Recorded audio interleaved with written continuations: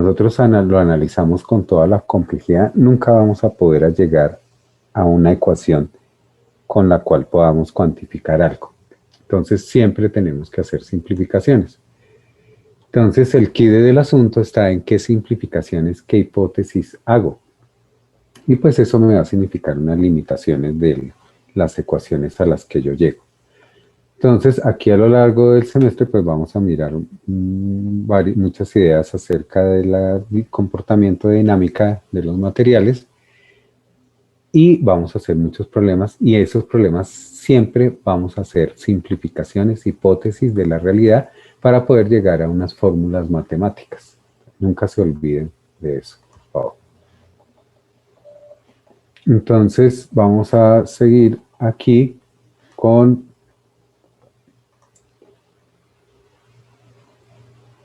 vamos a resolver este problema,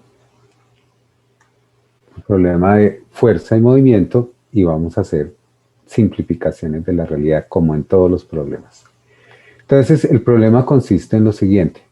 El problema se llama movimiento en línea recta. Entonces tenemos un bote de 1500 kilos de masa y este bote se lanza desde una plataforma a lo largo de una rampa inclinada. Entonces imagínense que aquí hubiera como un carrito, una plataforma con ruedas sobre la cual tenemos este bote y lanzamos esa plataforma, entonces la plataforma va a entrar en el agua con el bote y el bote va a quedar flotando. Entonces este bote entra con esta rapidez al agua, 1 metro por segundo. Entonces el bote lo vamos a detener y encargamos a una persona, un marinero, de detener el bote. Entonces él lo va a hacer con una soga. Entonces el marinero va a aplicarle una fuerza a la soga. ¿Y qué fuerza puede aplicar el marinero? El marinero tiene una masa de 70 kilos y puede aplicar una fuerza igual al 30% de su peso. Entonces asumamos que el marinero puede aplicar esa fuerza en forma constante, o sea que va soltando soga, pero al mismo tiempo le va aplicando la fuerza al bote. Y la pregunta es, ¿cuánto tiempo tardará el bote en detenerse? ¿Y qué longitud de cuerda se requiere soltar? Bueno, ¿hay alguna pregunta con respecto al planteamiento del problema? Entonces lo vamos a resolver. Entonces, para resolver este problema vamos a aplicar la segunda ley de Newton en forma escalar. Para masa constante, porque en este problema pues no está cambiando la masa del bote. El bote no está disminuyendo su masa, no está quemando combustible, ¿sí? No está desapareciendo la masa. Entonces podemos aplicar la segunda ley de Newton para masa constante. Entonces, la segunda ley de Newton para masa constante en el tiempo es fuerza es igual a masa por aceleración. Entonces, tenemos que la sumatoria de las fuerzas, en realidad, es la sumatoria de las fuerzas, es igual a masa por aceleración. Puse a grabar a esto y no ha terminado, que el archivo siempre es pesadito. Y ya ahorita lo agrando. Bueno, ya terminó de grabar. Entonces, la resultante de las fuerzas es igual a masa por aceleración. Entonces, ¿qué fuerza tenemos aplicado acá? La fuerza que aplica el marinero al bote, que es igual al 30% del peso del marinero. Entonces, el marinero tiene una masa de 70 kilos. Entonces, su peso va a ser igual a la masa por la aceleración de gravedad, va a ser 70 kilogramos por 981 metros por segundo cuadrado, y esto lo multiplicamos por 0.3, o sea, para tomar el 30%. Entonces, esta fuerza está aplicada en sentido opuesto al movimiento del bote, entonces la tomamos negativa, para poder tomarlo en forma escalar, si no lo escribiríamos en forma vectorial. Y esto es igual a la masa del bote, que es lo que se está moviendo, por la aceleración del bote. Entonces, de esta ecuación podemos despejar la aceleración. La aceleración va a ser igual a menos 0.137 metros por segundo cuadrado. No se olviden que la aceleración es el cambio de la velocidad por unidad de tiempo. Entonces, vamos a utilizar esa definición para determinar en cuánto tiempo se detiene el bote. Entonces, de aquí podemos despejar. Espera que está entrando Laura. Ya a las 9:07. Ya hace rato que empezamos clase. Laura, ¿me escucha? Laura Bernal. Hola. Laura. Laura, por favor, ¿me responde?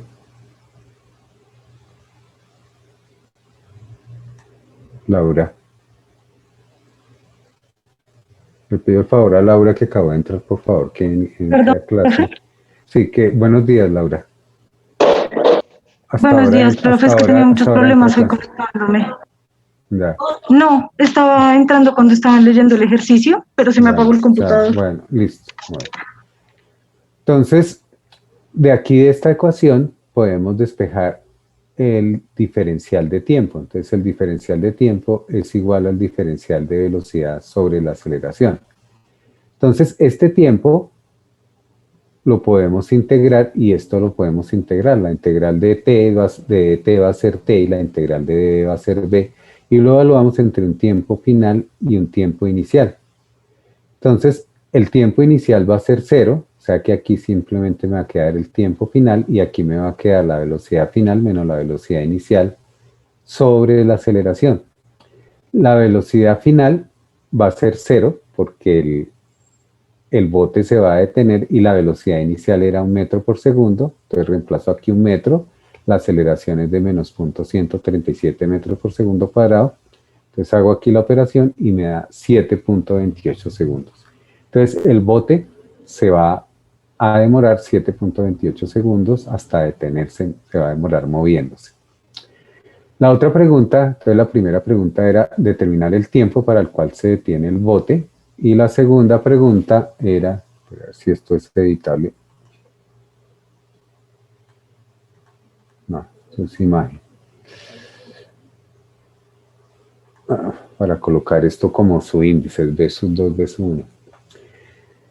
Y para encontrar la distancia vamos a aplicar esta ecuación que ya la hemos visto antes para el trabajo que hicieron ustedes de la verificación de la segunda ley de Newton. La aceleración es el cambio de la velocidad por unidad de tiempo, pero yo puedo multiplicar esto por el cambio en la posición, en el espacio, y dividirlo. Y entonces me va a quedar aquí ds de t, que es la rapidez o la velocidad, y me queda multiplicado por b de bds.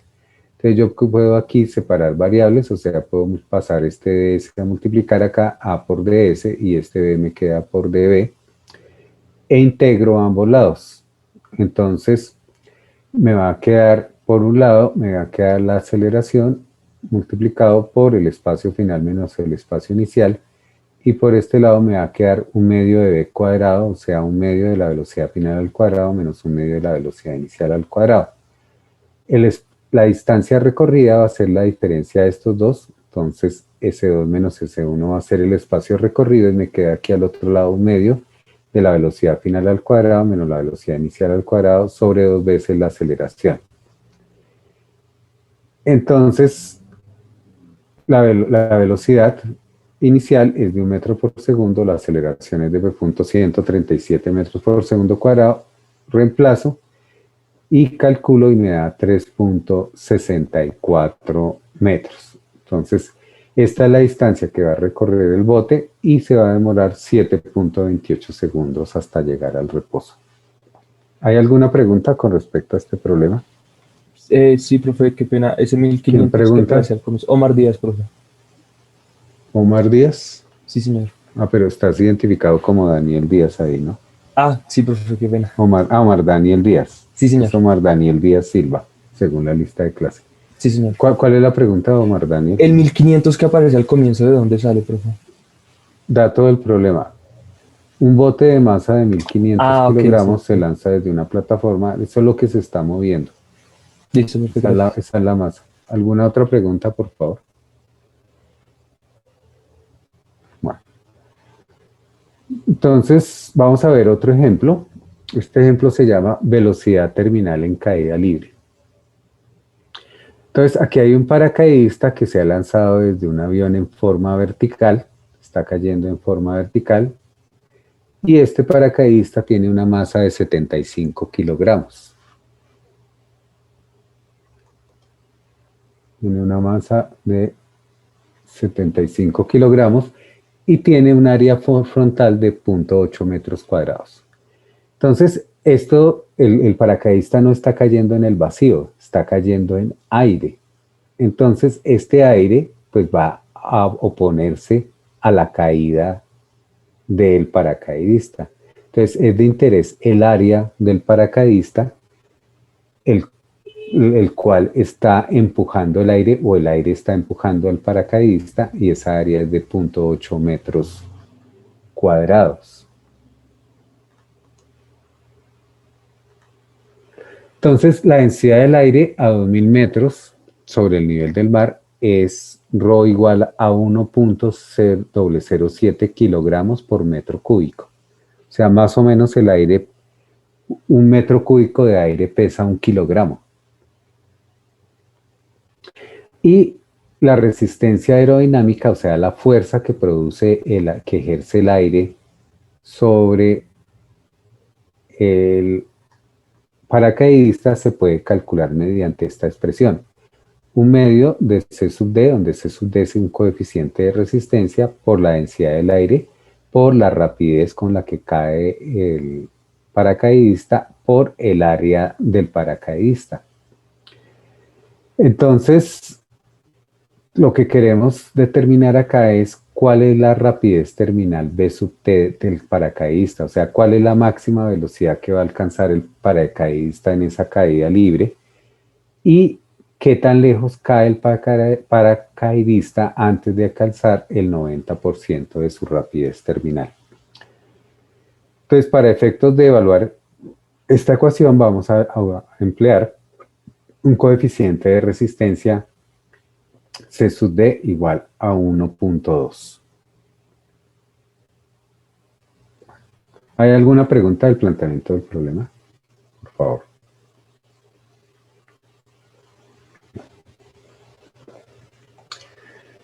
Entonces, como siempre, cuando resolvamos un problema en ingeniería, lo mejor es hacer un diagrama un esquema.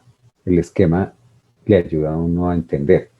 Y aquí sobre este esquema del paracaidista vamos a colocar las fuerzas que están ejercidas sobre el paracaidista. Entonces vamos a tener dos fuerzas. Una es el peso del paracaidista que va hacia abajo y es igual a la masa del paracaidista por la aceleración de gravedad, que es 9.81 metros por segundo cuadrado, y una fuerza hacia arriba que es la resistencia del aire a la caída, T. Entonces, aplicamos la segunda ley de Newton para masa constante, que la masa del paracaidista no cambia en el tiempo, entonces la sumatoria de las fuerzas es igual a masa por aceleración, lo que resulta en lo siguiente. Entonces tenemos sumatoria de las fuerzas de la vertical, peso del paracaidista hacia abajo y resistencia aerodinámica, la resistencia del aire hacia arriba, negativa, igual a masa del paracaidista por la aceleración del paracaidista.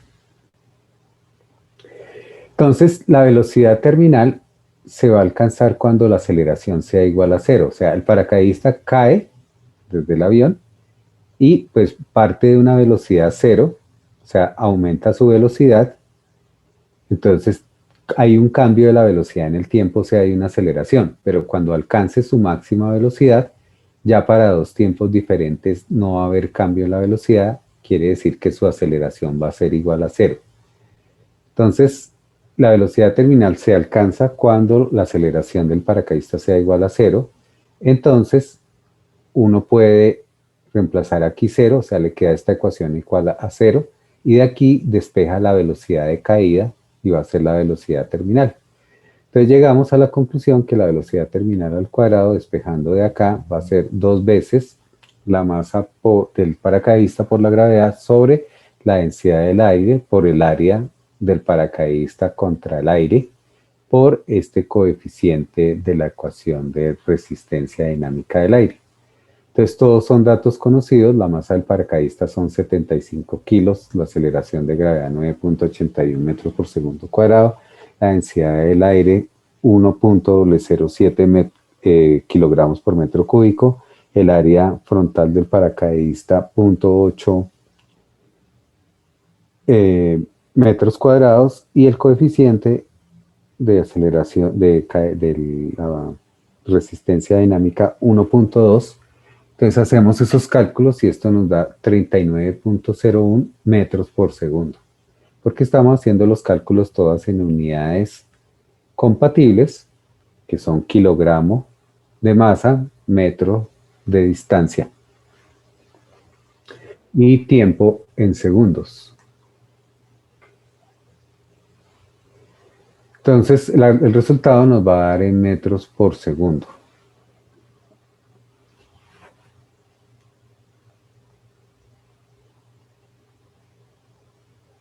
Aló, Diego Moncayo. Diego Moncayo. Buenos días, profe. Buenos Disculpe días. el retraso, es que tuve un inconveniente con la electricidad de mi casa, entonces me tocó salir a una parte donde haya planta para poderme conectar. Bueno, ¿usted está en Bogotá o está en dónde? No, yo estoy en Mocoa, Putumayo.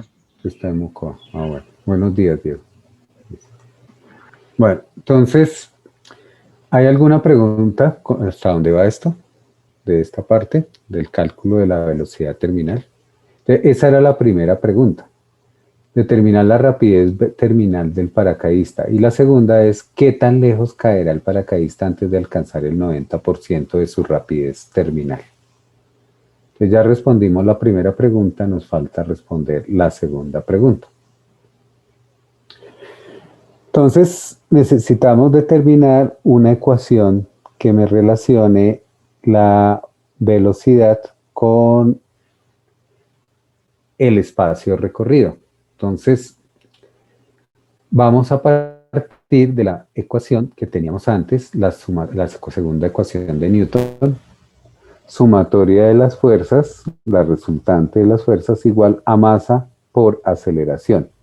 Pero en vez de escribir la aceleración así, vamos a utilizar el resultado.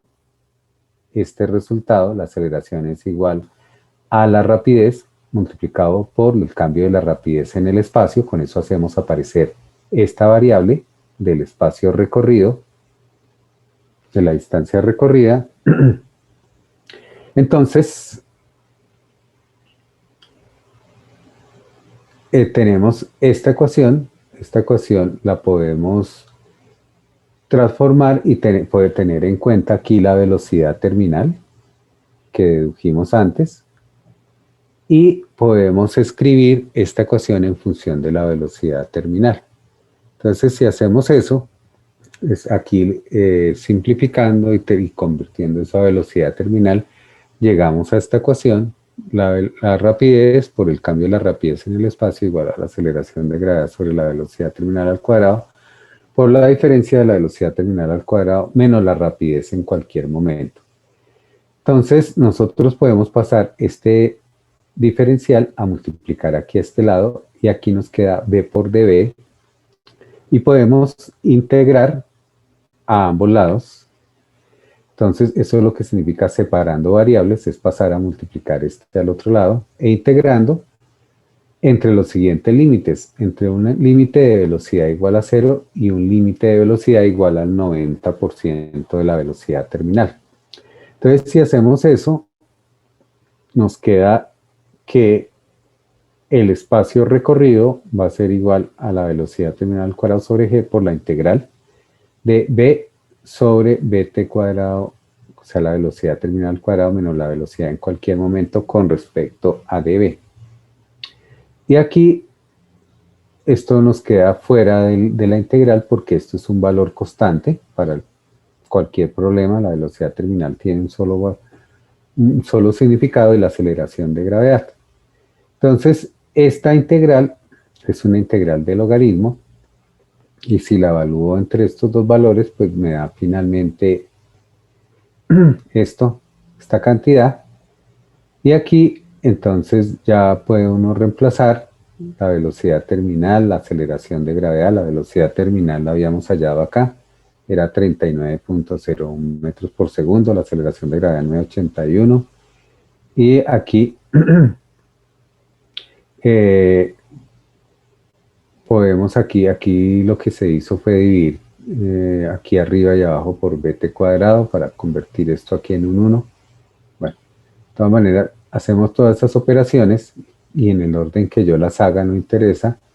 Llego aquí a esta cantidad, 128.8 metros por segundo. Entonces, eso quiere decir de que, mire, la velocidad terminal son 39.01 metros por segundo. Pero genero aquí un número aleatorio.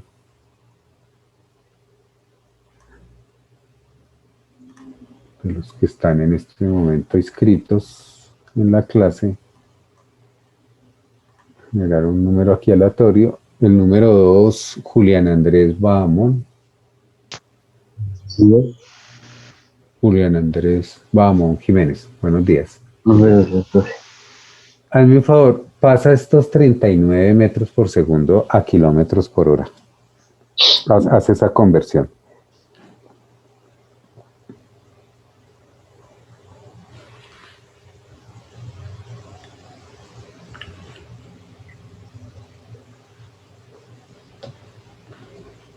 ...39 metros por segundo... ...a kilómetros por hora. ¿Cómo haces esa conversión, Julián Andrés? No. Cuéntanos, ¿cómo hace uno la conversión de metros por segundo a kilómetros por hora? Pues primero toca, pues regla de tres, ¿no? Sí, pero ¿cómo la hago? Pero sí, la hace con regla de 3, pero ¿por qué tengo que multiplicar y por qué tengo que dividir? Entonces, bueno. ¿Un kilómetro cuántos metros son? 1 kilómetro son 1000 metros, sí. O sea que divido entre 1000, ¿cierto? Sí, sí. ¿Y una hora cuántos segundos tiene? ¿Segundos? Sí. ¿Cuántos segundos hay en una hora? 3600. O sea, multiplico por 3600 dividido en 1000, o sea, multiplico por 3.6. ¿Cuánto da eso? Entonces la cantidad total es 39.0.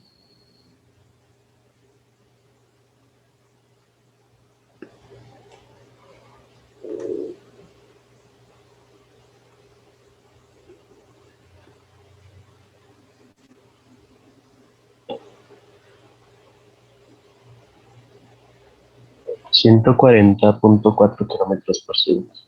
Entonces, esto equivale a 140 kilómetros por segundo. ¿Kilómetros por segundo? Digo, por hora. Kilómetros por hora. Y ahora, ¿cuál va a ser el 90% de esa velocidad terminal? 126 ¿126 qué? kilómetros por hora. Por hora. Entonces, 126 kilómetros por hora es una velocidad grande, ¿cierto? Entonces, piensen en ese número, ¿sí? 126 kilómetros por hora.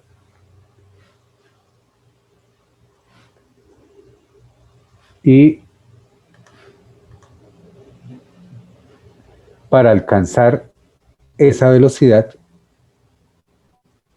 recorre apenas 128 metros. O sea, en una caída de 128 metros ya ha alcanzado esa velocidad. por esa razón es que si a alguien no se le abre el paracaídas, pues lo más seguro es que muere, aunque hay gente que ha sobrevivido a eso.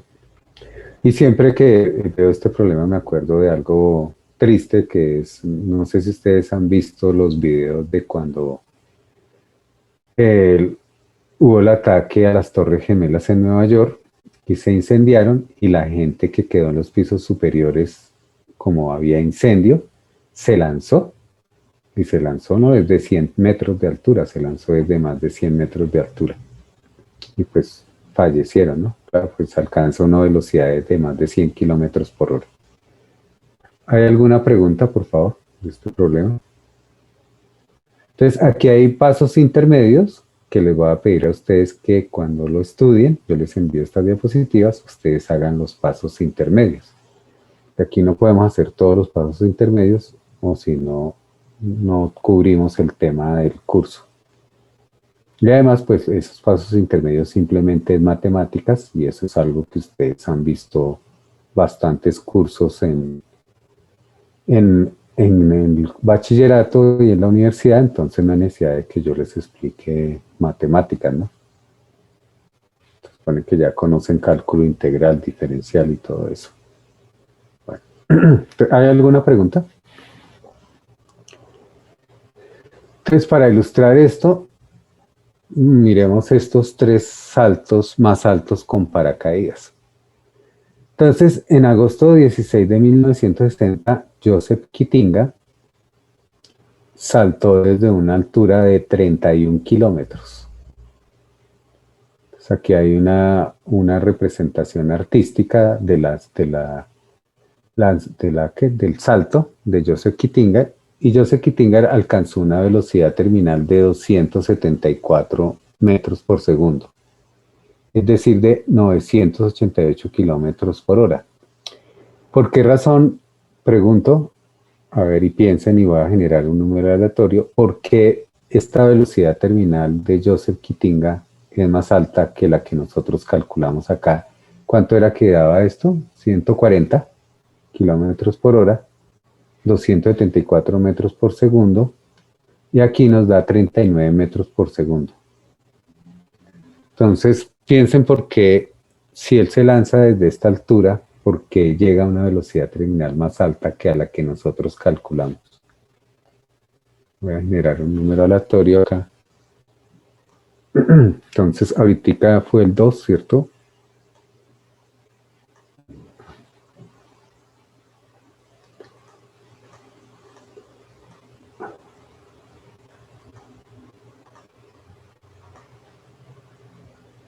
Número 8, Omar Daniel Díaz, por favor. Buenos días, Sí, profe. bueno, entonces, ¿por qué razón aquí Joseph Kittinga alcanzó una velocidad más alta que en la que nosotros calculamos? Por la ¿Cuál es distancia la que recorre, diferencia? Señor. por la distancia que recorre el cuerpo, ¿es mayor la altura? No, porque la velocidad terminal en el programa que nosotros calculamos necesitaba apenas 120 metros para llegar a la velocidad terminal. ¿Cuál otra razón puede ser? ¿Qué más entra en juego aquí en esta ecuación? La fuerza resultante del aire. Que reduce la velocidad. ¿Y la fuerza resultante del aire de qué depende? De la presión. ¿Cuál presión? ¿Dónde hay una presión acá? Yo no veo ninguna presión acá en esta ecuación. Profe, qué pena, de la ansiedad. De la densidad del aire. ¿Qué sucede con la densidad del aire a medida que yo asciendo en la atmósfera? Que se reduce. Va siendo más pequeña, ¿cierto? De hecho, la gente que sube al Everest le toca utilizar tanques de oxígeno en la parte final, ¿no? Porque ya hay muy poco oxígeno porque la densidad es muy pequeña. Entonces, esto tiene que ver es con que él se lanza desde una parte donde aquí, ya a esta altura, pues el aire debe ser muy raro, debe ser a una densidad extremadamente baja, entonces puede alcanzar una velocidad más grande. Bueno, entonces, Felix Baumgartner O sea, este récord se mantuvo desde 1960 hasta el año 2012, o sea, 52 años sin que se modificara.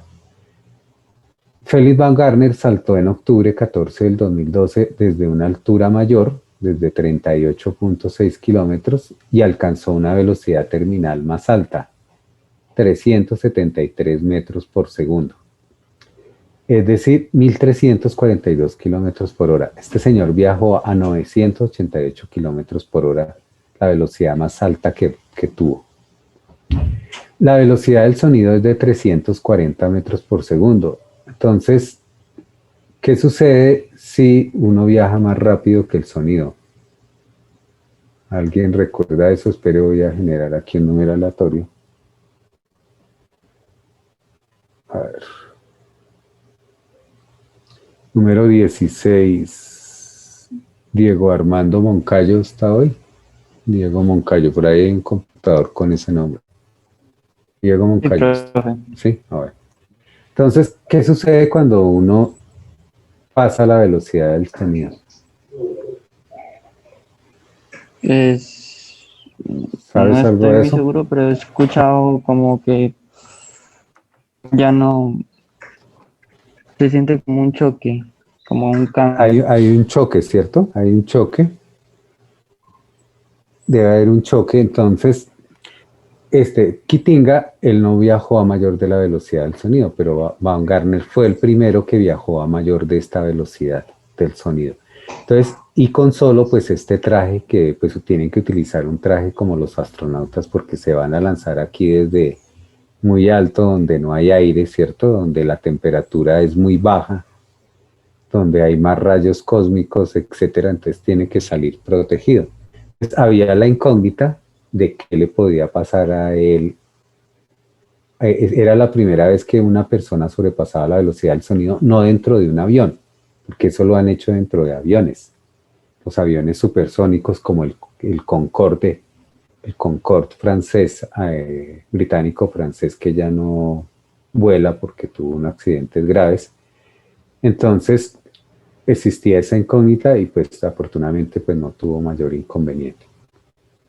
Este récord no le duró mucho, le duró apenas 2 años con respecto a los 52 anteriores, y Alan Eustace en octubre de 24, 2 años después, se lanzó desde una altura mayor, 41.4, pero llegó a una velocidad terminal menor. Entonces, ¿qué se le ocurre a ustedes? ¿Por qué si se lanza aquí desde una mayor altura, por qué la velocidad terminal es menor? ¿Qué puede suceder en el problema teniendo en cuenta lo que hemos visto de las ecuaciones y eso? Les voy a generar aquí un número aleatorio.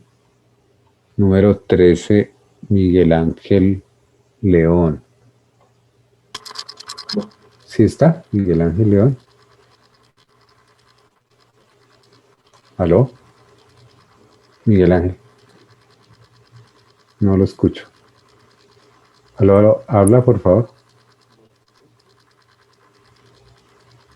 Miguel Ángel. No, no se le escucha. ¿Aló? Miguel Ángel. Bueno, entonces contésteme ahí en el chat, pero preferiblemente use el micrófono porque con el chat nos demoramos más y perdemos tiempo. Entonces, Miguel Ángel, ¿qué se le ocurre? ¿Por qué razón? Si Alan Eustace se lanzó desde más alto, donde el aire pues debe ser más raro, menos denso desde donde se lanzó Felix Baumgartner, pero llega a una velocidad terminal menor. Miremos de nuevo la ecuación de la velocidad terminal, que es esta. ¿Qué puede estar afectando ahí?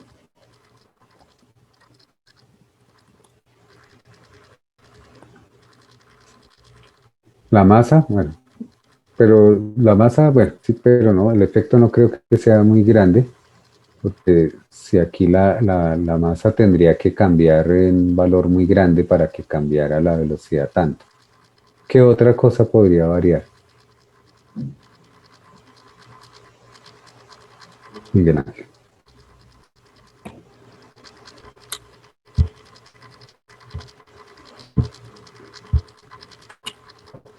Por favor, contésteme en el chat. ¿La gravedad?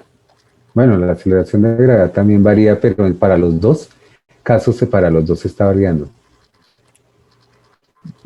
Por aquí alguien contestó, bueno, dijo Miguel Ángel, menor resistencia aerodinámica.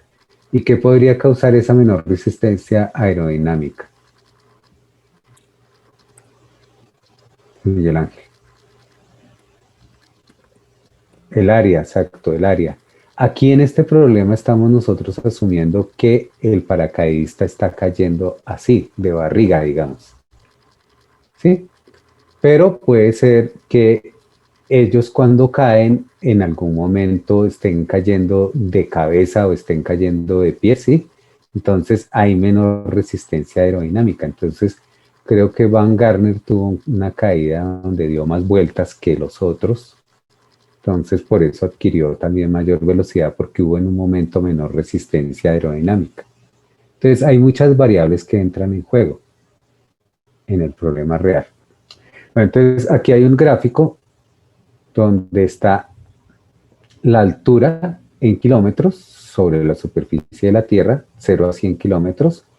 Aquí está la temperatura en grados centígrados, de menos 273 a 27 grados centígrados o en grados Kelvin, que es la línea roja. Entonces esta es la temperatura. Entonces mire lo que sucede con la temperatura. A medida que se va subiendo la temperatura disminuye, pero por aquí vuelve a aumentar a 50 kilómetros de altura. Está la troposfera, la tropopausa, la estratosfera, la mesopausa y la termósfera. Y la línea azul es la presión atmosférica. Aquí arranco con una presión que está en azul de una atmósfera que son 100 kilopascales y va disminuyendo. Ya cuando estoy a 30 kilómetros, la presión atmosférica es muy bajita, porque ya la columna de aire es muy pequeña y el aire es menos denso. Y aquí hay, por ejemplo, aquí está el Burj Khalifa, que es el edificio más alto del mundo. Aquí está el Monte Everest, 8.8 kilómetros. Aquí está la altura que viajan los aviones, como a unos 12 kilómetros de altura, 36.000 pies. Aquí es la altura que viajaba el Concorde, viajaba bastante alto. Por aquí un avión de esos militares, el SR-71 Blackbird. Aquí están los valores meteorológicos. Por aquí hay un meteoro.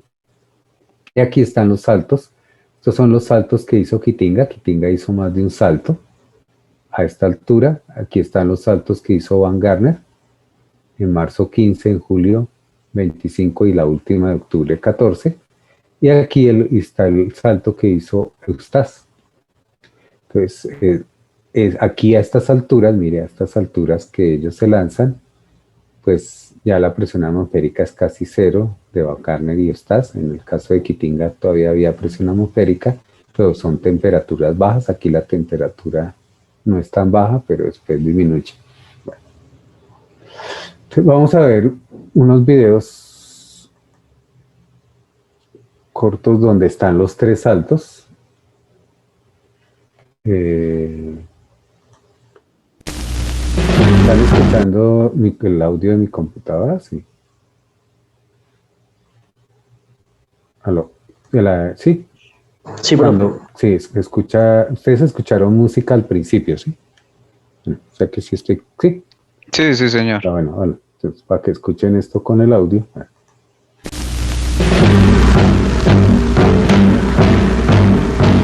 Air Force balloonist Captain Joseph Kittinger, Jr. is laced into an elaborate pressure suit in preparation for a daring ascent into the stratosphere.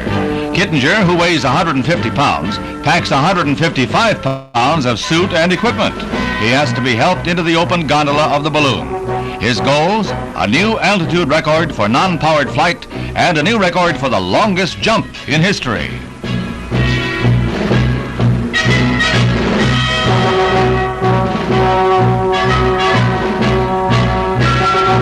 The fragile plastic gas bag goes up from Tularosa, New Mexico.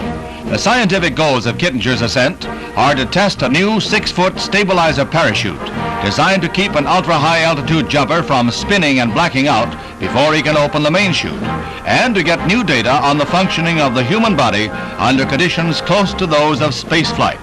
The balloon reaches a height of 19.5 miles.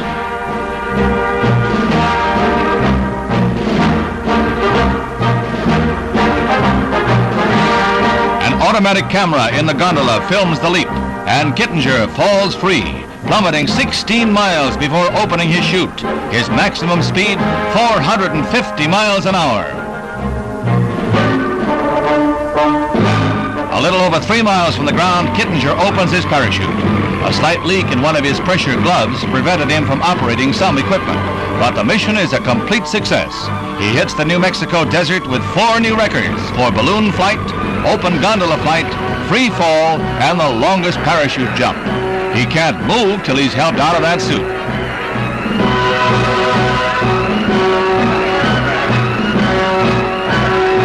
Kittinger's swollen hand returned to normal soon after, and he walks away, a man of high achievement. No. Entonces, ustedes pueden ver ahí al final del video que las manos de Kitinga se le hincharon,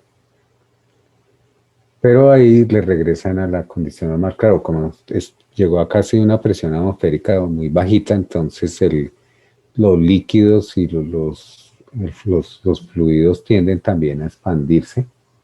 ¿Sí? Ese es el primer salto. Este es el salto de Felix Baumgartner. Este salto fue patrocinado. Entonces esto lo transmitieron en vivo por internet en su momento.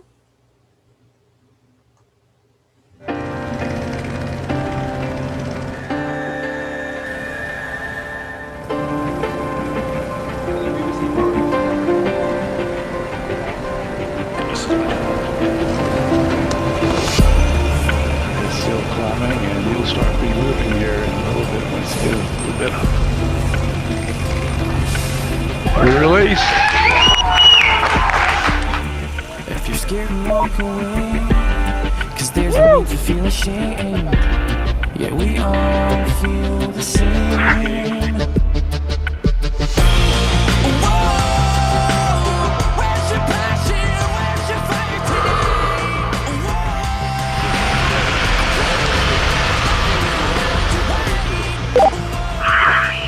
All right, now. The whole road is looking now.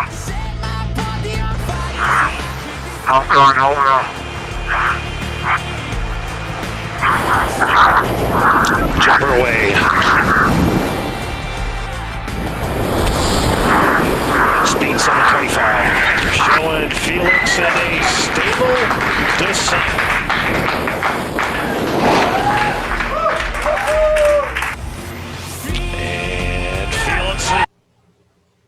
Este señor es Joseph Kitinga, que él trabajó como consultor para ese salto.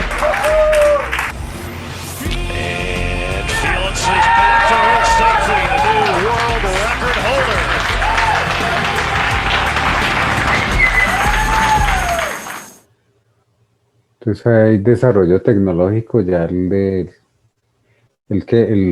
traje de Joseph Kittinger era muy pesado. Ya el otro ya es más liviano, entonces ya puede pararse solo. Y ahora el último salto.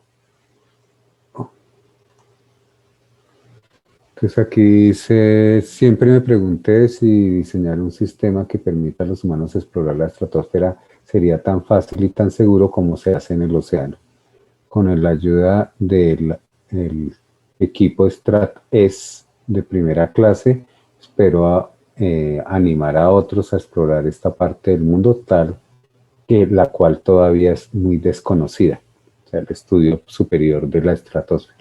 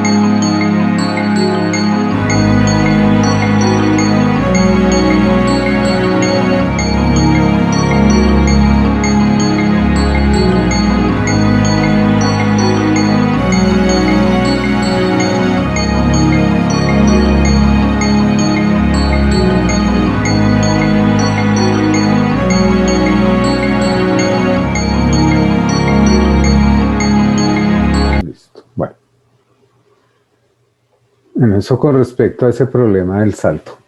Vamos ahora a estudiar un concepto, que es un concepto de los conceptos nuevos e importantes de este curso, que es el concepto de impulso y su relación con la cantidad de movimiento. Entonces, en muchos problemas, la fuerza varía en el tiempo y la magnitud de esa fuerza en el tiempo se desconoce. Un problema típico donde la fuerza varía en el tiempo son los problemas de las colisiones. Como en esto que está ilustrado acá, que son las caídas de bloques de roca. Entonces, cuando un bloque de roca de estos impacta algo abajo, cuando llega al final, pues la cantidad de la fuerza que produce varía en el tiempo hasta que se detiene, porque viene con cierta velocidad y se va a detener. Y la fuerza pues va a depender de la velocidad. Entonces, aquí hay un ejemplo reciente, acá en Colombia. Esto es tomado de Noticias RCN en internet, de un accidente que sucedió en la vía Mesitas del Colegio a Bogotá, en donde cayó un bloque de roca sobre un carro, sobre un automóvil. Cayó aquí sobre el lado del conductor. Afortunadamente el conductor no falleció, pero sí le produjo bastantes fracturas al señor. Esto sucedió el 3 de marzo de 2021. Entonces, para nosotros los ingenieros civiles es de interés este problema de caídas de bloque de roca, porque hay que diseñar medidas para evitar las caídas de bloques de roca, o que si suceden, los bloques de roca no vayan a llegar a la carretera, en este caso. Entonces, con respecto a eso, les voy a mostrar una serie de videos. Espera a ver si de pronto desde este archivo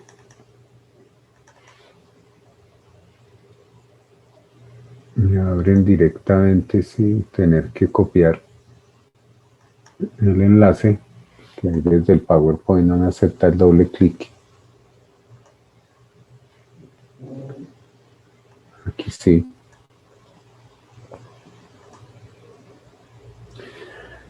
Entonces, mire, este es un ensayo. Esto es un ensayo de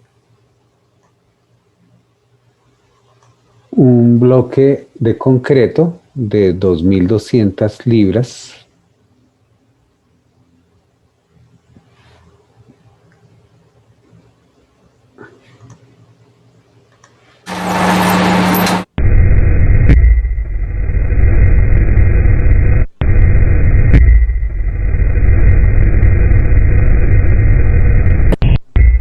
Entonces, este es un elemento rígido de concreto y si ven que lo alcanza a dañar. Sus 2.200 libras es más de una tonelada, ¿no? Cerca de una tonelada. Incluso el mismo concreto también se daña.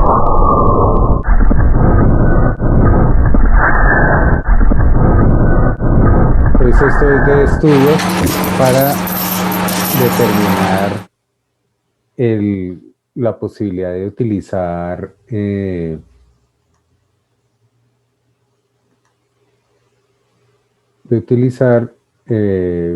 muros de concreto para contener esos bloques de roca. Este es otro ensayo contra un terraplén hecho de tierra, de suelo reforzado.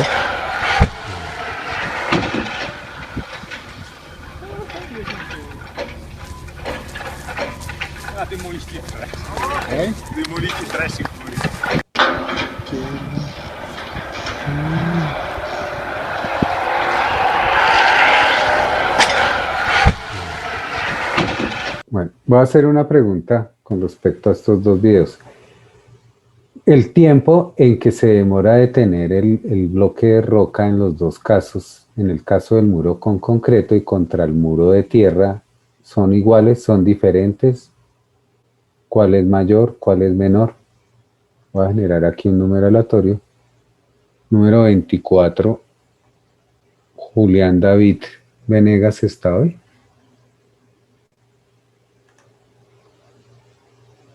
Aquí hay un computador conectado. Miremos a ver si está. Sí, señor, aquí estoy. Está presente. Ah, bueno. Entonces, Julián, por favor. Entonces, la pregunta ¿De los dos es, se demora más? O sea, ¿cuál se demora más en detenerse? No en el trayecto que hace desde arriba, sino desde cuando impacta hasta cuando se detiene. Creería que es igual, ¿no? O sea, es el mismo tiempo que se demora un bloque en detenerse acá. Sí, porque pues chocan contra elementos rígidos y la velocidad pasa. ¿El suelo es rígido? Pregunto. No, o sea, igual tiene. El otro, o sea, tenemos dos casos. Uno, que es un. Me gusta lo que dice usted de rigidez, porque eso es importante. Uno se estrella contra un muro de concreto y el concreto es rígido. O sea, el concreto es bastante rígido, o sea, el concreto se deforma poco. Y aquí se estrella el bloque de roca. Y el otro es contra el terraplén de suelo. Y el suelo no es rígido. Entonces, eso quiere decir que en el caso del bloque en el muro de concreto, este bloque no va a poder penetrar el concreto, lo que hace es romperlo. Pero en el caso del suelo, sí lo puede penetrar. Y de hecho uno ve aquí que dejó una huella, lo penetró. Entonces vuelvo y hago la pregunta. Imagínese un experimento donde yo tenga dos bloques iguales del mismo tamaño, que los lance con la misma energía, que lleguen con la misma fuerza, ¿se demorarán el mismo tiempo en llegar al reposo? En ese caso se demoraría más en el concreto, ¿no? ¿Más en el concreto? Sí, porque si el suelo no es rígido, quiere decir que absorbe. No, pero aquí puede entrar, mire, aquí puede entrar esta distancia, que es diferente. Ok, entonces se demoraría más en el suelo no rígido. Porque... Y aquí, como lo puede romper, pero no lo puede penetrar, entonces la distancia sería 0. Entonces, sí. ¿Cuál sería la respuesta, por favor? En el suelo, porque pues como puede entrar dentro del... O sea, aquí este tiempo va a ser muy pequeño, ¿cierto? Tiempo muy pequeño. Y aquí este tiempo va a ser más grande, mayor que en el otro caso. Entonces, aunque la fuerza inicial sea igual, el tiempo va a ser diferente. Entonces, entra en juego mucho el tiempo. Bueno, gracias. Vamos a mirar otros videos.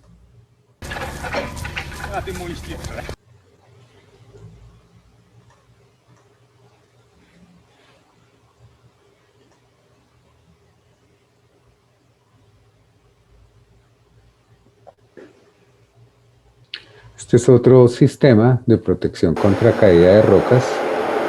Es una malla.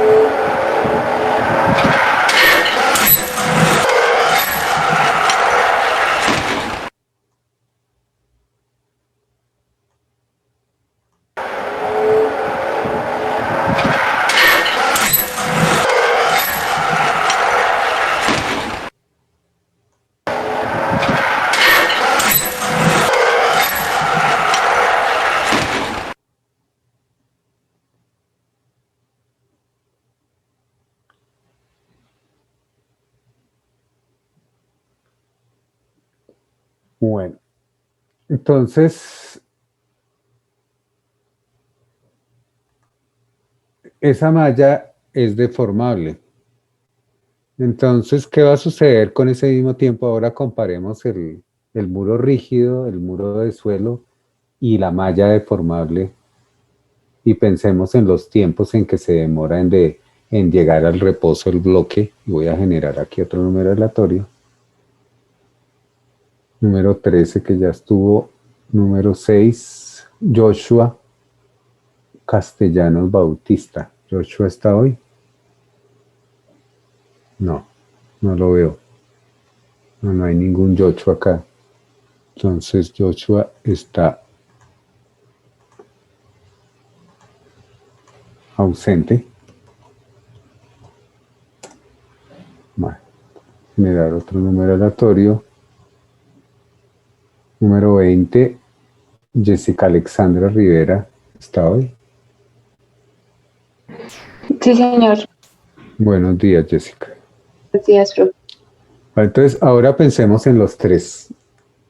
En el muro de concreto, el muro de tierra y la malla.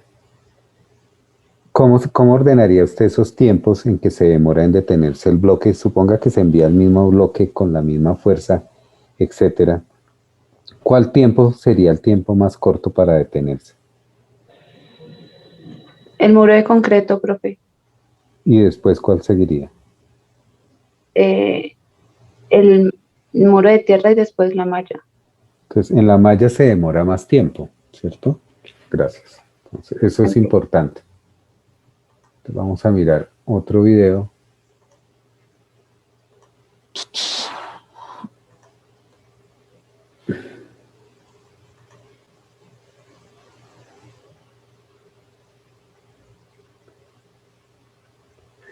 Entonces, ¿qué podemos hacer los ingenieros?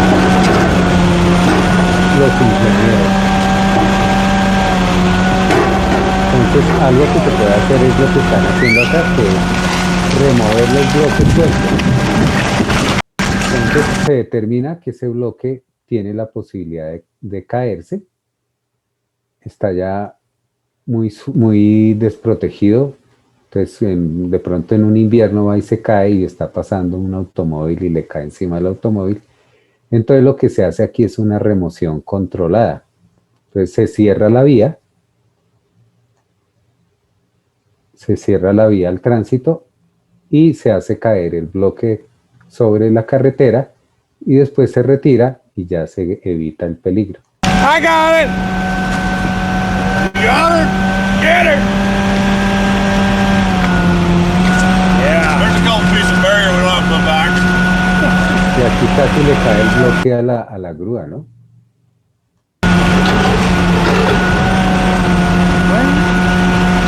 You're gonna need the breakers, get down and put back off.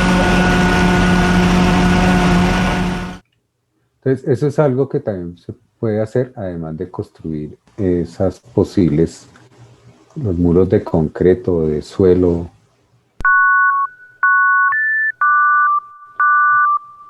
Este es un video de una construcción de una barrera de esas flexibles. Entonces hay que instalar unos postes. Hay que colocarle unos tensores a esos postes y estos son deformables estos tensores y tienen aquí unos frenos. Estos tienen que ser unas mallas de alta resistencia.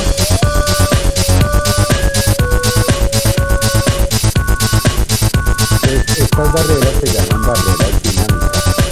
Las barreras de bloque de roca. Esta es una empresa que se llama Macaferri, que ellos se encargan de fabricarlas e instalarlas.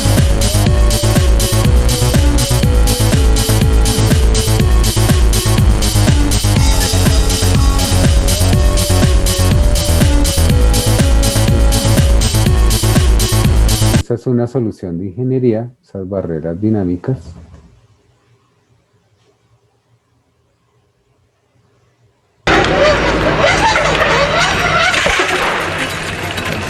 Aquí hay otro ejemplo de contra un muro en suelo.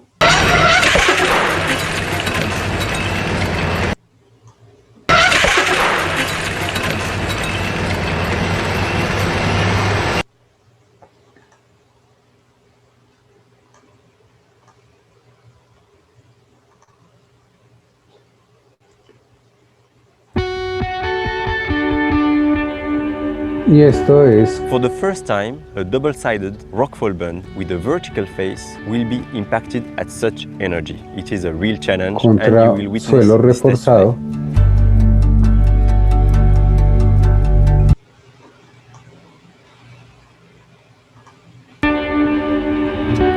For the first time, a double-sided rockfall bund with a vertical face will be impacted at such energy. It is a real challenge and you will witness this test today.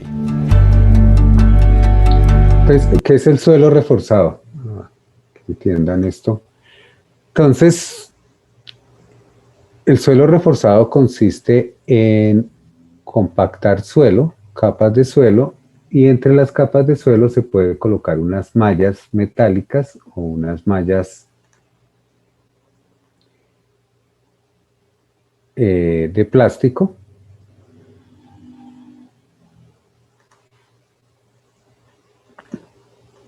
Y entonces me va a quedar algo que se denomina suelo reforzado. Pues coloco las mallas intercaladas. Entonces estas mallas le dan resistencia a la tracción al suelo. Entonces queda así como el concreto reforzado, que el concreto es concreto más acero, esto es suelo más refuerzo. Y ese muro sobre el cual van a chocar el bloque es de suelo reforzado.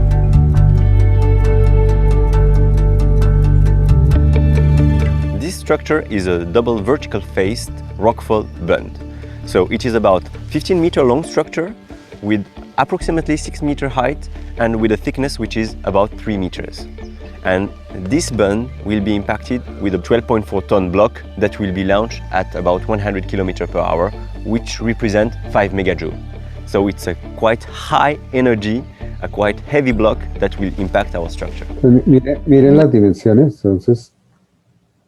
This bund will el muro tiene 6 metros de altura, 15 metros de longitud y 3 metros de ancho, y le van a impactar un bloque de roca de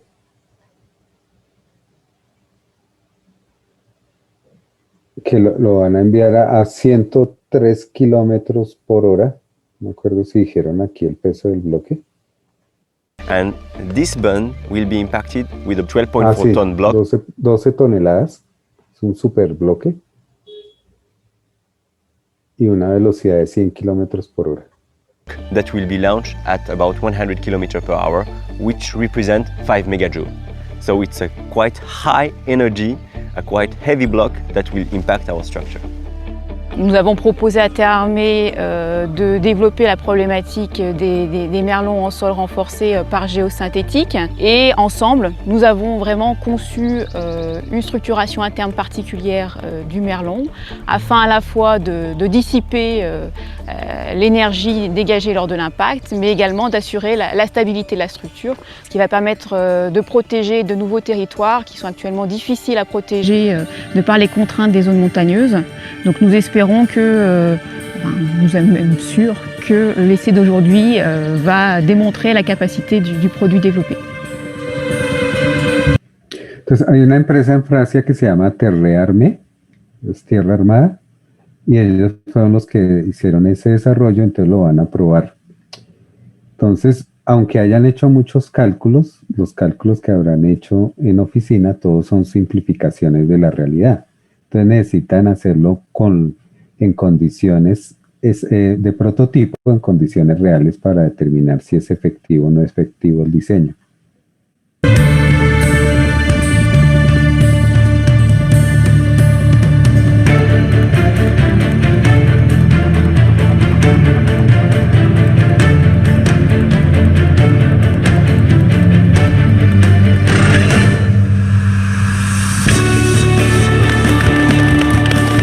It was really impressive.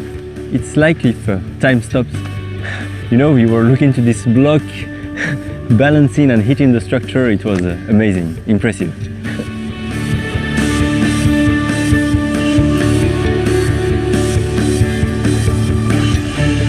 The structure behaved quite well. In fact, what we've seen is that the block was stopped, and this is what we were targeting, and the entire structure remain stable, and that's what we want to achieve. so I think it's a success.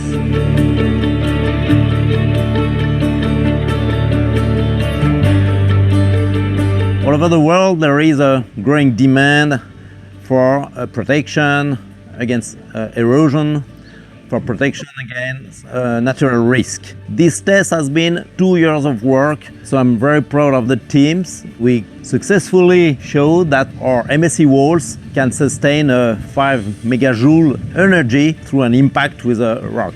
And this is a very important solution that we will be able to offer to the market and to our clients, which is a nice alternative compared to metallic nets in terms of rockfall protection. We were able to really achieve something that nobody today can provide. Bueno.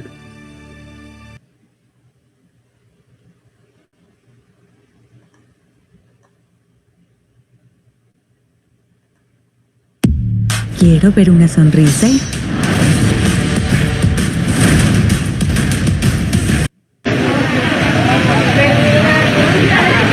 Este es un derrumbe que sucedió en Santa Marta recientemente, en los últimos 6 meses. También caída de bloques de roca.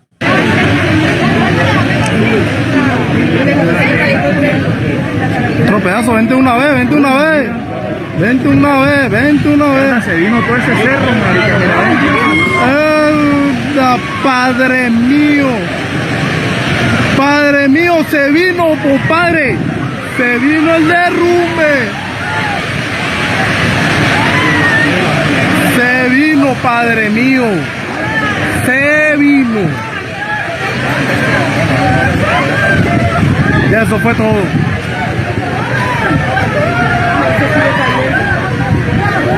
Uy, padre mío, se vino. Bueno.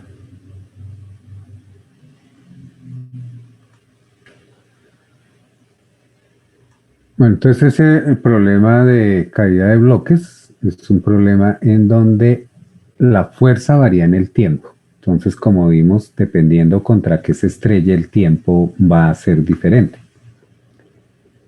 Entonces, uno de los ejemplos de obras en ingeniería que se hacen normalmente son las barreras flexibles, que son esas mallas deformables,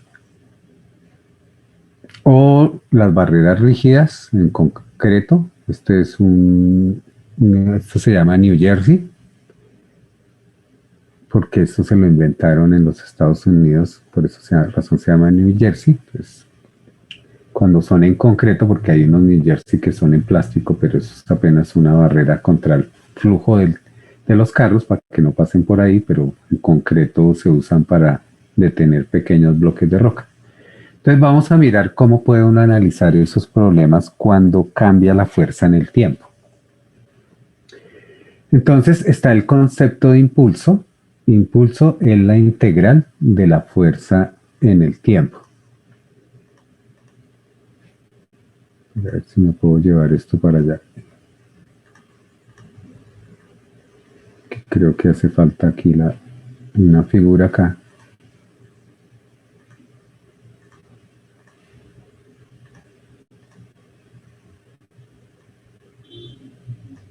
Y eso falta traer el tiempo.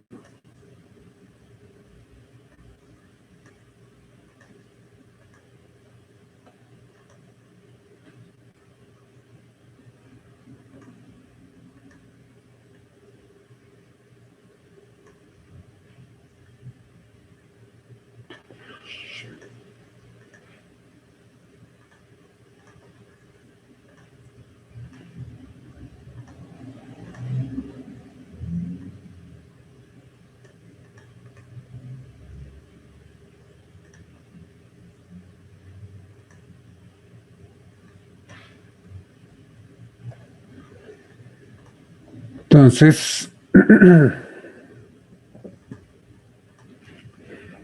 si yo conozco la variación de la fuerza en el tiempo, yo puedo calcular el área bajo la curva y a eso lo vamos a llamar impulso y lo vamos a llamar con la letra Q.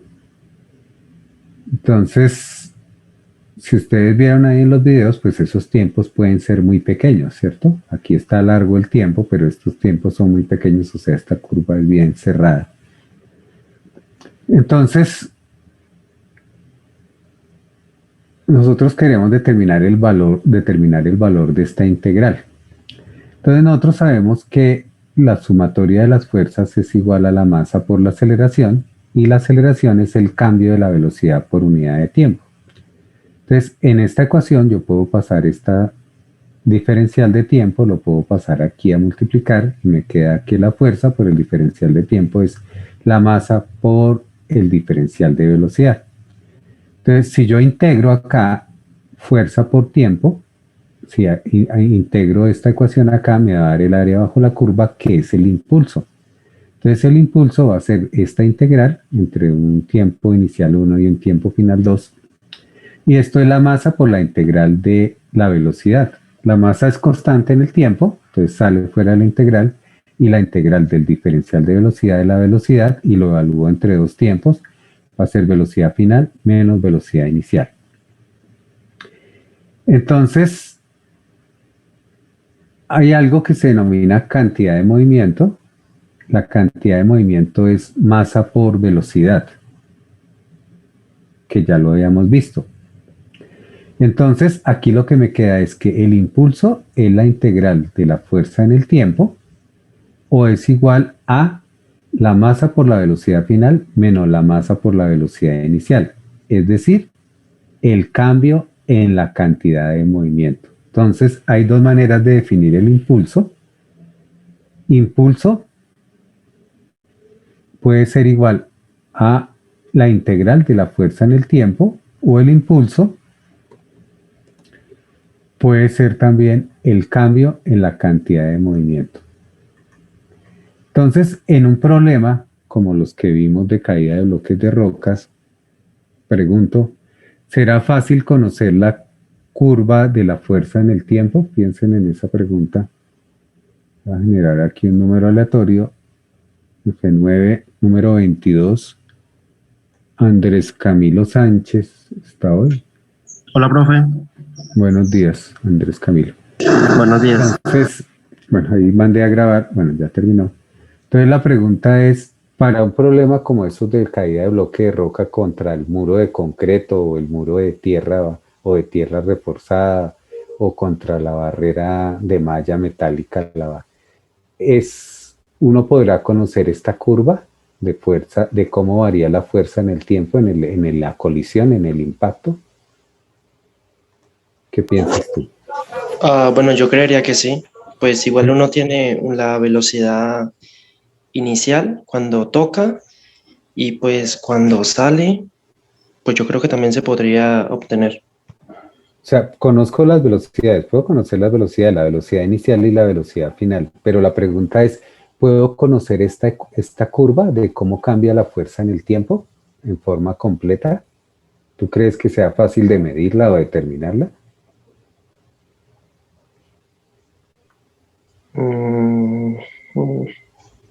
Yo creería que sí. Yo pienso que no sé, la verdad. No, eso es muy difícil. Piensa en cualquiera de esos videos que vimos y cómo puede uno medir esa fuerza y cómo cambia en el tiempo. ¿Cómo medirías esa fuerza? Y fuera eso, cómo varía la fuerza en el tiempo. O sea, medirla. No calcularla, estimarla de alguna manera, sino medirla. O sea, esto se desconoce. O sea, que si yo quiero calcular el impulso, calcular esta integral es difícil en la mayoría de problemas. Es más fácil hacer esto, porque yo conozco la velocidad final, la velocidad inicial, y conozco la masa, entonces puedo calcular el impulso. Entonces, esta es la ecuación de impulso, cantidad de movimiento. Porque el impulso, que es la integral de la fuerza en el tiempo, lo puedo calcular como el cambio en la cantidad de movimiento. Y esa ecuación se utiliza mucho para resolver problemas en dinámica. ¿Hay alguna pregunta hasta acá, por favor? Entonces, ese es un concepto nuevo, que es el concepto de impulso. ¿Listo? ¿Hay alguna pregunta con respecto a ese concepto? Bueno. Entonces, la ventaja de esta ecuación impulso-cantidad de movimiento es que yo no requiero conocer los detalles de cómo varía la fuerza en el tiempo. Entonces, esto me sirve para determinar o describir qué sucede cuando fuerzas grandes impactan en tiempos muy cortos. ¿Sí?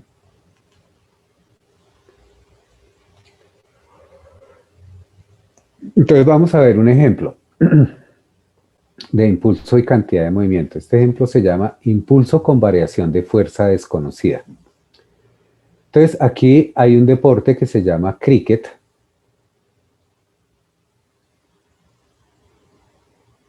¿Sí conocen el cricket? ¿Alguien conoce el cricket? ¿O no conocían este deporte que se llama cricket? No, profe. No. No, El profe. cricket se parece al béisbol, pero es diferente porque el bate del cricket, si ustedes lo ven, es aplanado, ¿sí? Y la pelota es una pelota más dura.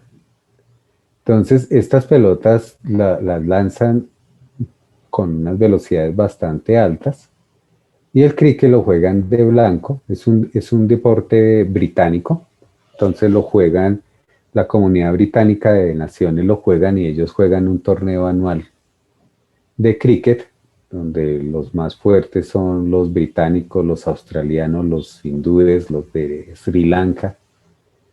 Y un partido de cricket es muy aburrido. Un partido de cricket puede durar varios días. Entonces, solamente es para aquellos que nacieron viendo cricket y que le toman el gusto al cricket. Entonces, aquí el ejemplo que vamos a desarrollar es el siguiente. Dice, un bateador es golpeado por una bola de cricket de masa .15 kilogramos que viaja a 40 metros por segundo.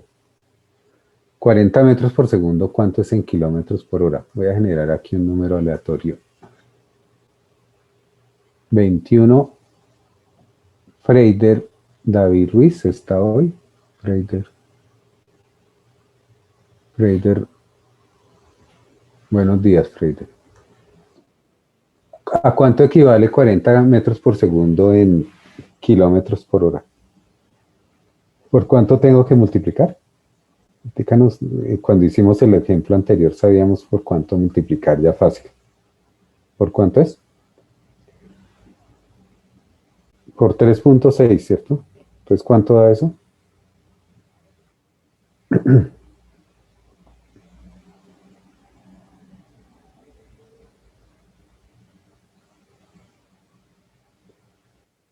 O sea, 144 kilómetros por hora. Una bola de cricket de masa apenas de 150 gramos, pero está viajando ¿a cuánto?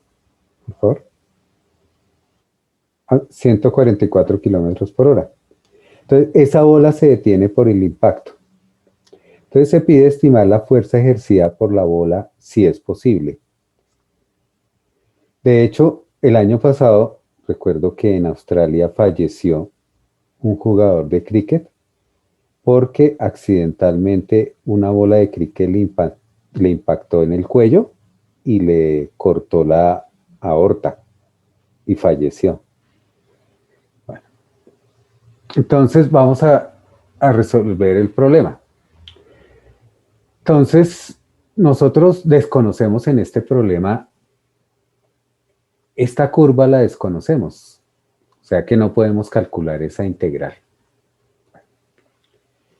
Pero sí sabemos cuál es el impulso, sabemos cuánto es la masa por el cambio de velocidad. La velocidad inicial, ¿cuánto es? ¿Quién me estaba contestando, por favor?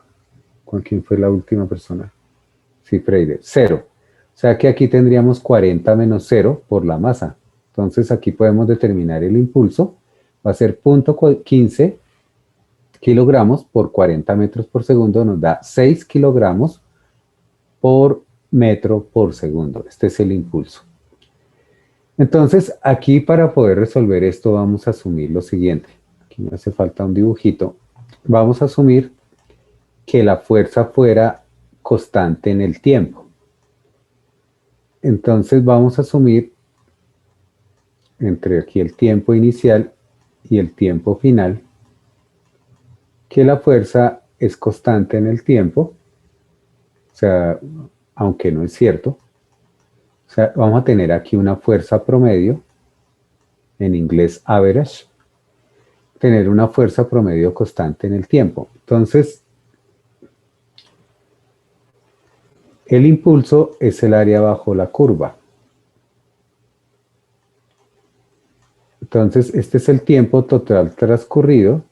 Entonces, esta área, que va a ser el impulso, va a ser igual a la fuerza promedio multiplicado por el tiempo que dura el impacto.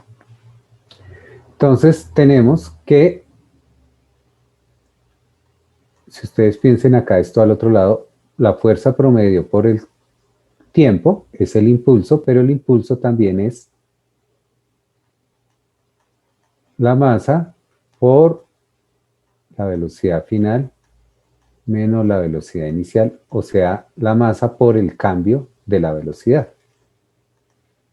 Entonces, en esta igualdad de impulsos podemos despejar la fuerza promedio, nos daría el impulso, que ya lo hemos calculado, que es 6 kilogramos por metro por segundo, dividido entre el tiempo, nos da la fuerza en Newton.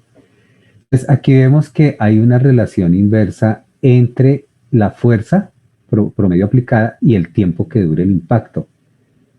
La relación es inversa, o sea, entre más pequeño el impacto, más fuerza se produce con la bola. Entonces, supongamos que el tiempo fuera de 5 centésimas de segundo, o sea, 0.005. Entonces, si hacemos esto, 6 dividido en 0.005 me da 120, sería una fuerza de 120 newton. Pero si esto no se demora 5 centésimas, sino 5 milésimas, esto sería 1200 newton. Entonces, entre más pequeño sea el tiempo del impacto, mayor va a ser la fuerza promedio aplicada.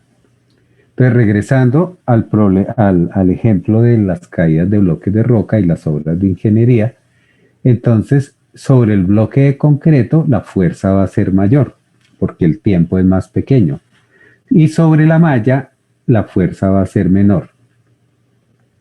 De hecho, por ejemplo, si a mí me lanzan una pelota, digamos, de béisbol o de cricket, que es muy pesada y yo la voy a coger con la mano, lo mejor es recibir la pelota y desplazar la mano al mismo tiempo para aumentar el tiempo en que recibo el impacto y disminuir la fuerza. ¿Hay alguna pregunta? Entonces, entre más corta la duración, mayor es la fuerza aplicada y más doloroso es el impacto y más peligroso también, ¿no? Voy a agregarle aquí eso, teniendo en cuenta de lo que les decía de la muerte de este jugador de cricket en Australia. Entonces, entre más corta la duración, mayor es la fuerza de impacto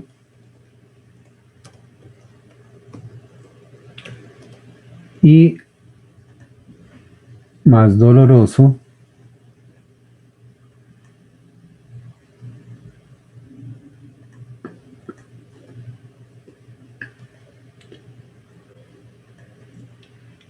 y peligroso es el impacto. Entonces, por esa razón, se utilizan esas mallas para retener bloques, porque esas mallas son deformables. Entonces, como las mallas son deformables, aumenta el tiempo. Y lo mismo sucede con el muro en suelo, o en suelo reforzado, como el de Terre Armée que vimos. Entonces, ellos utilizan ese suelo porque el impacto va a durar más tiempo, entonces van a necesitar, va a ser menos la fuerza ejercida, entonces van a necesitar una malla menos resistente, van a necesitar un suelo reforzado menos resistente. ¿Hay alguna pregunta, por favor?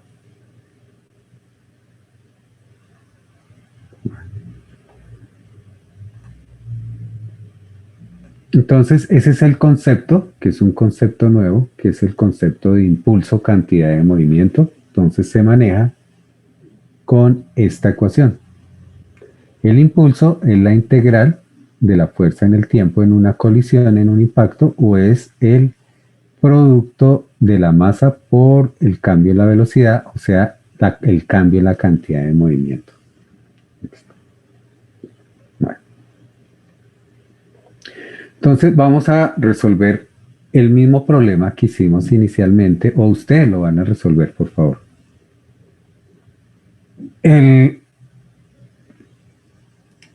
Este problema se llama impulso con fuerza constante. Entonces, empleando los conceptos de impulso y cantidad de movimiento, calcular el tiempo requerido para detener el bote del primer ejemplo. Entonces, el bote del primer ejemplo es este. Entonces, por favor, trabajenle 5 minuticos y utilicen el concepto de impulso cantidad de movimiento. Entonces, les voy a dejar esta diapositiva donde tienen las ecuaciones. Ya regreso un momento mientras ustedes le trabajan. Ya vengo.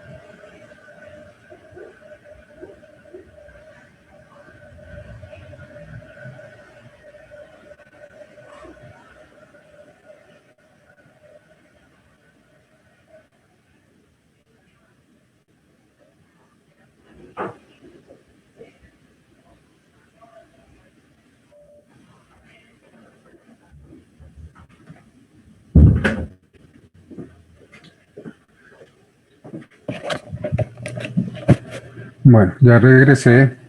Entonces, la pregunta es calcular el tiempo requerido para detener el bote utilizando esos conceptos de impulso, cantidad de movimiento.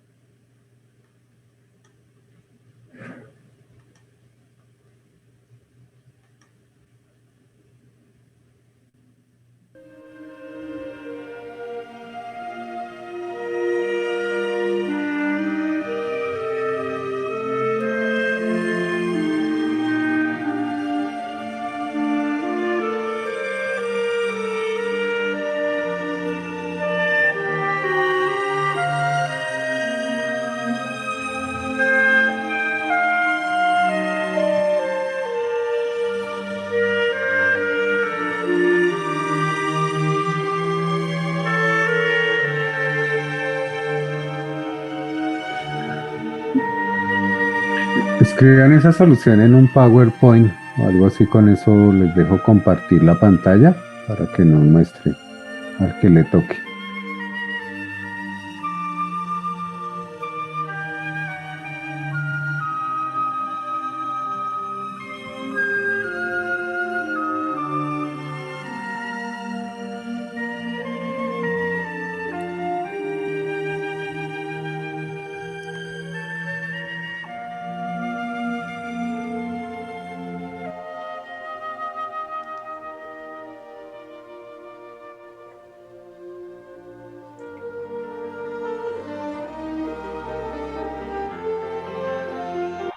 Señor.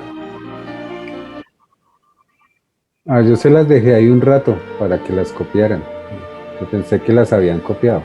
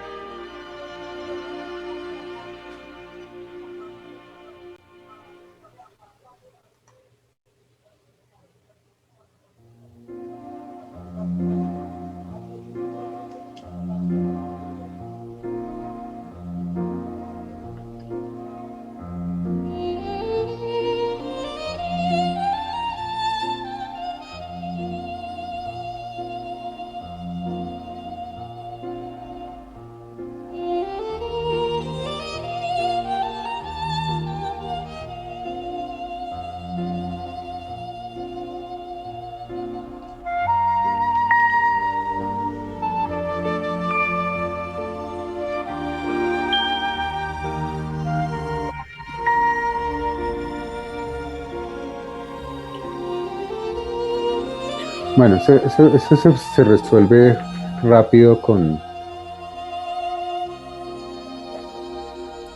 que aplicando el concepto de impulso cantidad de movimiento.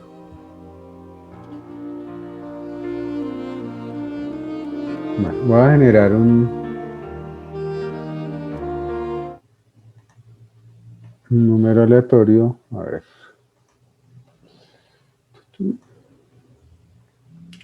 Número 17, Sergio Eduardo Patiño. ¿Estará? Sergio Eduardo Patiño Blanco. Sí, señor. Entonces, te voy a dejar compartir. No, sino que no tengo el PowerPoint, profe, todavía. No. ¿Cómo así que no tiene PowerPoint? No, el documento para compartirlo. Ya, entonces escriba aquí utilice la Annotate y escribe aquí sobre mi diapositiva. Le coloco una diapositiva aquí en blanco y usted escribe acá la solución.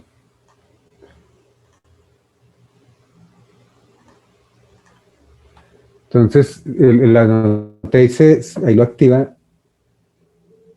Pasando ahí por la parte inferior le va a aparecer una palabra Annotate y es un lapicito y si le hace clic ahí, usted dibuja con ese lápiz ahí sobre la pantalla.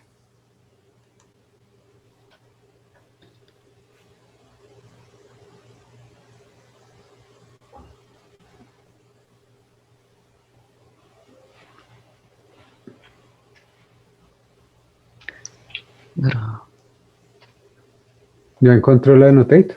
No, señor. Sí, solo me aparece de participante, chat, compartir y grabar. ¿Y no le aparece algo que se llama Annotate? No, señor. Bueno, entonces abra un PowerPoint usted, Sí. Entonces comparta, yo dejo de compartir, pero lo autorizo aquí a compartir y lo hace sobre una diapositiva y escribe. Ahí puede escribir sobre una diapositiva. Hay algo que se llama Annotate, ahí debe aparecer. Pero bueno, comparta por favor usted.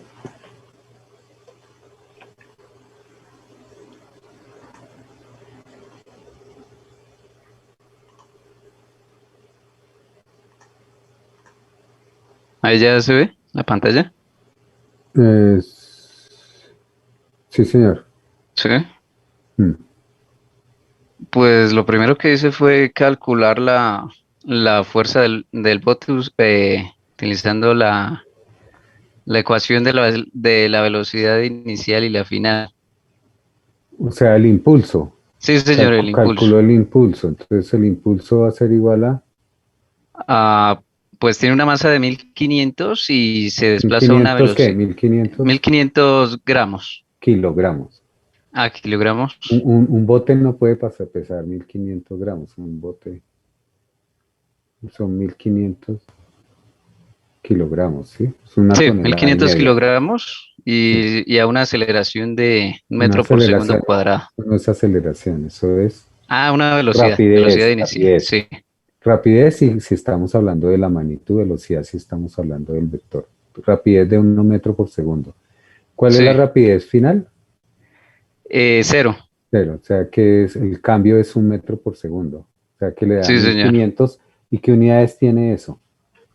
Este sería newtons. No, señor. Ah, sí, señor, sí. Sí, kilogramo. Newton, sí, Newton. Y ahora... Y ahora la fuerza que ejerce el hombre en sentido opuesto. O sea, este estaba con menos, esta velocidad. No, pero lo que quiere usted determinar es el tiempo, sí. El tiempo en que se demora en parar y va a utilizar el concepto de impulso cantidad de movimiento para resolverlo. ¿Sí? Sí, señor. Entonces, no es que lo resuelva como lo resolvimos antes, es utilizar el concepto de impulso cantidad de movimiento. ¿A qué es igual el impulso? Era la integral, ¿cierto? Sí, era la integral de la fuerza por el cambio de... Aquí sí no tiene activado el dibujar, ¿no? No, señor. No, es que no... Usted tiene que activarlo creo que en alguna parte de las opciones en los menús mira ahí archivo opciones, opciones,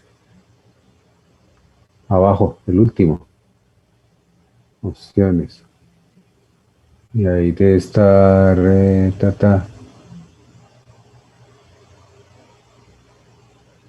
¿Cuál es menús de activar, revisión, guardar idioma auxiliar avanzados? Cinta de opciones, personalizar cinta de opciones. Entonces necesita Dibujar. de dibujar, actívelo eso. Ahora ya le va a aparecer ahí el dibujar. Ahí está. Arriba, arriba al cuarto, arriba, en la línea de arriba, donde está archivo, inicio, insertar, dibujar. Hágale clic ahí.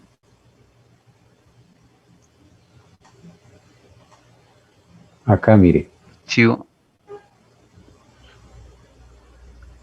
Aquí dice la palabra. Vale, vale. Entonces ahí coja el lápiz negro. Y ahora escriba ahí, ¿a qué es igual Q? Q es igual arriba, en la parte superior. Bueno. Q es igual a qué? A la integral, ¿cierto? Sí. De la fuerza, ¿cierto? Sí, señor. Diferencial de tiempo. Y es igual a, también igual a la masa. La masa por el cambio en la velocidad. Velocidad final menos velocidad inicial. Ahora, en este problema del bote, ¿la fuerza varía en el tiempo o es constante en el tiempo? Es constante. Entonces puede salir de la integral. Entonces, sí, entonces puede salir de la integral. Es Q va a ser igual a F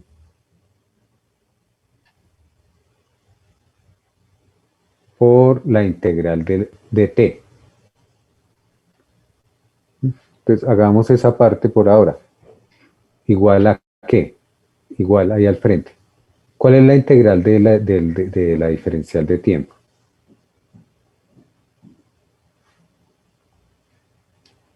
¿A qué es igual la integral de t? Pues a que al tiempo final menos el inicial. Exacto, entonces queda f multiplicado por el t final menos el t inicial. Tiempo final, t sub f menos t sub 0. Y eso va a ser igual a la masa por el cambio en la velocidad. Entonces, de ahí, de esa igualdad, usted puede despejar tiempo final menos tiempo inicial. Entonces, abajo escriba cómo daría ese despeje. Tiempo final menos tiempo inicial. No el Q. Q no el impulso, sino ya tiempo final menos tiempo inicial.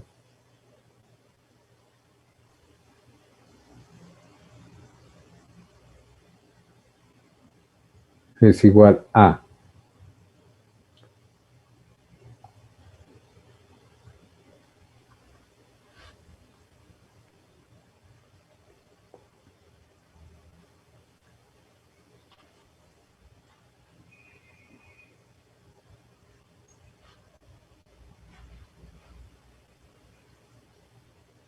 sobre la fuerza.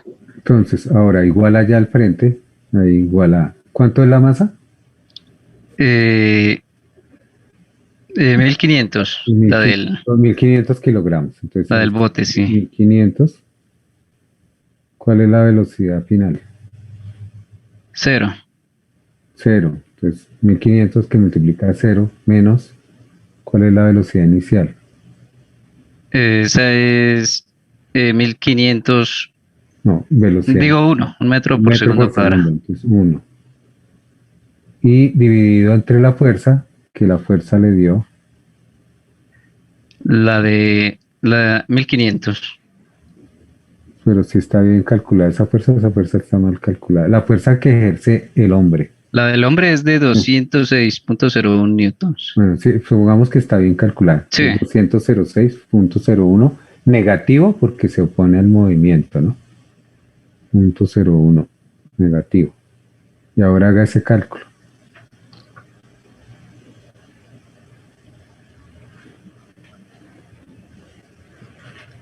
Eso da 7.28. ¿Positivo o negativo? Positivo.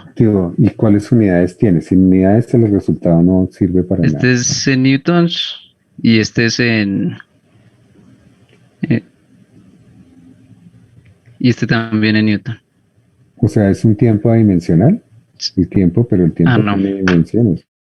O sea, está haciendo usted mal algo ahí. Es que arriba es newton por segundo.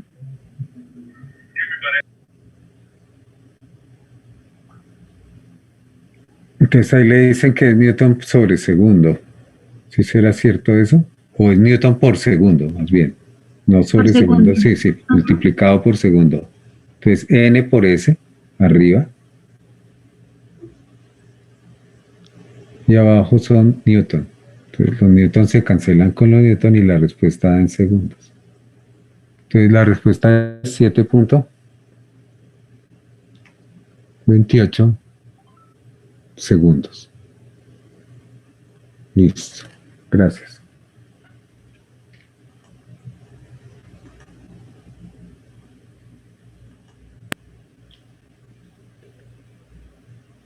Entonces, esa fue exactamente la misma respuesta que nos dio antes, con el otro método. Con este método, aquí nos dio 7.28 segundos. Y ahora nos está dando también los mismos 7.28 segundos.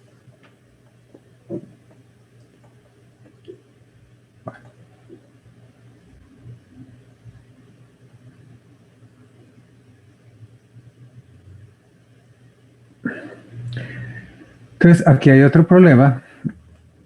¿Hay alguna pregunta con respecto al problema anterior? Aquí está resuelto, está lo mismo que... Bueno, aquí hay otro problema, que es el problema siguiente. También lo vamos a resolver con impulso y cantidad de movimiento. Tenemos un cañón de masa M, que es libre de rodar sin fricción sobre un terreno horizontal. Entonces vamos a asumir que no hay fricción acá. Aquí en la vida, la vida real sí hay fricción. Pero recuerden que nosotros siempre simplificamos la realidad. Entonces una carga explosiva dispara una bola de una masa M. Entonces esta masa tiene M. El cañón tiene una masa M mayúscula. A una rapidez B pequeña relativa al cañón, el cual está inclinado a un ángulo θ hacia arriba, o sea, con la horizontal. Entonces se pregunta para un instante después de que la bola deja la boca del cañón, calcular A, la velocidad de retroceso U del arma, B, las componentes de velocidad absoluta de la bola y C, la magnitud y dirección de cualquier impulso externo que actúe sobre el sistema. Entonces, como ven ustedes aquí en este GIF, pues el cañón retrocede cuando se dispara. Entonces, hay una velocidad que es la velocidad de retroceso del arma. Aquí sí hay fricción y aquí esto tiene un freno, o sea que se para, pero si no tiene fricción, eso seguiría moviéndose hasta la eternidad, ¿no? Y la magnitud y dirección de cualquier impulso externo que actúe sobre el sistema. ¿Hay alguna pregunta sobre el planteamiento del problema? Bueno. Entonces lo vamos a resolver, los voy a mostrar aquí rápidamente, ustedes lo estudian, yo les envío las diapositivas porque ya se va a acabar el tiempo de clase y hay algunos de ustedes que tienen clase a las 11. Entonces, aquí hay un diagrama donde tengo dibujado aquí el vector de velocidad de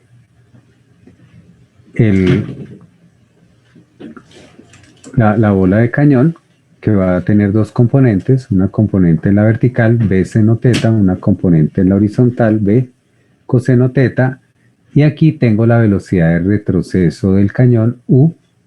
Entonces, la resultante va a ser la línea azul, entonces la resultante va a tener en la vertical una componente B seno θ, y en la horizontal una componente B coseno θ menos U.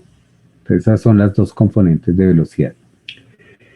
Entonces, consideremos que la bola y el cañón se mueven juntas. Entonces, para todo el sistema no hay impulso externo. por dentro sí hay impulsos, sí hay fuerzas, sí hay tiempos, pero hacia afuera no. Entonces, como no hay impulso externo, entonces el impulso va a ser igual a cero. Entonces, eso quiere decir que la diferencia neta en la cantidad de movimiento antes y después del disparo se debe conservar. Entonces, aquí vamos a aplicar algo que se llama conservación de la cantidad de movimiento.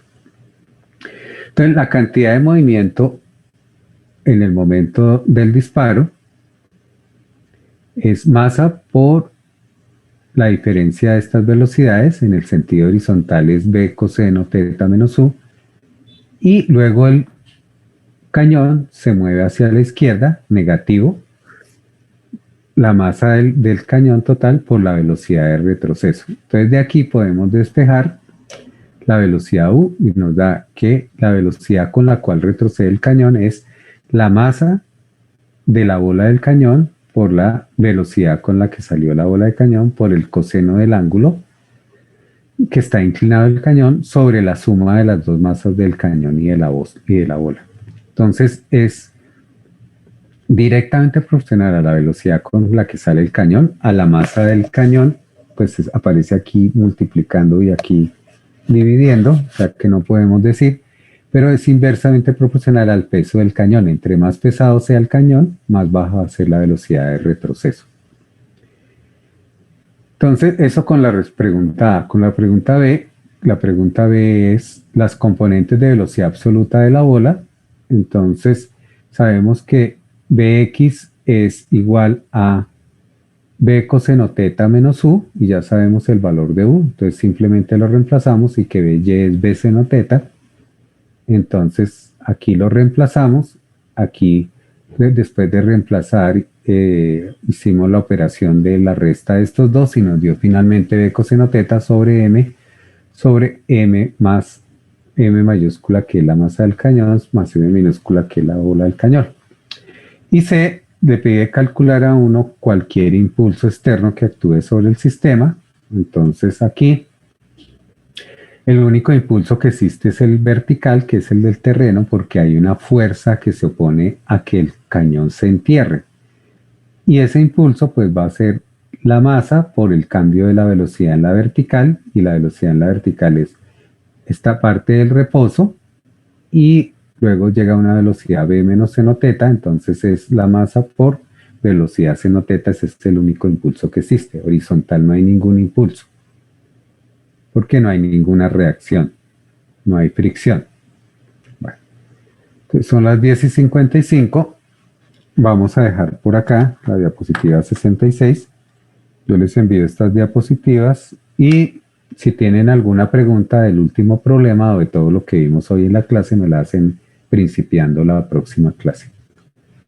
Entonces, no se vayan a retirar todavía. Voy a tomar aquí un pantallazo de las personas que están aquí conectadas en este momento. Y voy a llamar a lista rápidamente. Entonces, tenemos a Andrés Camilo Sánchez. Presente. Brian Bautista. Presente, profe. Brian Daniel Gil Sotelo. Presente. Daniel Díaz. Presente, profe. Daniel Martínez. Daniel Martínez, parece que no está. Presente. Ya. Daniela Duarte. Presente, profe. David Cruz. Presente, profe. David Sebastián Pozos. Presente, profe. Diego Moncayo. Presente. Diego Vargas. Presente. Freddy Fajardo. Presente. Freider Ruiz. Isabela Calvo. Isabela Calvo no está. Parece. Sí, profe, presente. Bueno. Jessica Alexandra Rivera. Presente, profe. John Agudelo. Presente, profe. Juan Andrés López. Presente. Julián Andrés Bamón. Presente, profe. Juan Andrés, Julián David Venegas. Julián David Presente, Venegas. profe. Julián Pérez. Presente, profe. Laura Bernal. Presente, profe. Miguel Ángel León.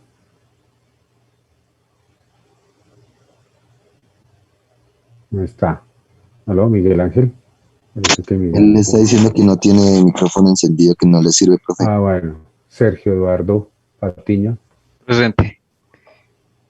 Y no más. Listo. Bueno, entonces nos vemos puntuales. Conéctense a las 8:55 en la clase del miércoles. Y yo les envío estas diapositivas para que estudien y si tienen preguntas las hacen al principiar la próxima clase. Que estén muy bien. Hasta luego. Hasta luego, profe, gracias. Hasta luego.